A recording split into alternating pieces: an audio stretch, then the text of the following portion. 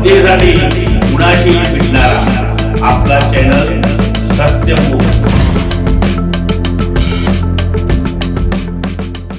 इचलकरंजी येथे महानगरपालिकेच्या माध्यमातून महिलांच्या सन्मानजनक योजना राबवल्या जाव्यात, यासाठी आवश्यक तो निधी शासनामार्फत उपलब्ध करून देऊ, अशी ग्वाही आमदार डॉक्टर राहुल आवाडे यांनी महिला उद्घाटन महोत्सव प्रसंगी बोलताना घोरपाडे नाट्यगृह येथे दिली। कार्यक्रमात अध्यक्षस्थानी महापौर उदय धातुडे हे होते, तर तसेच उपमहापौर अनिल डाळ्या हेही हजर होते। सदर प्रसंगी सौ अलका स्वामी यांनी स्वागत व प्रास्ताविक भाषण केलं।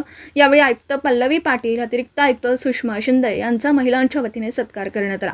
कार्यक्रमाप्रसंगी साईप्रसाद पुढच्या उद्योजिका सौ शोभाकृष्ण सगावकर यांना आयुक्त सौ पल्लवी पाटील यांच्या हस्ते शाल, श्रीफळ व सन्मान चिन्ह देऊन गौरवण्यात आलं।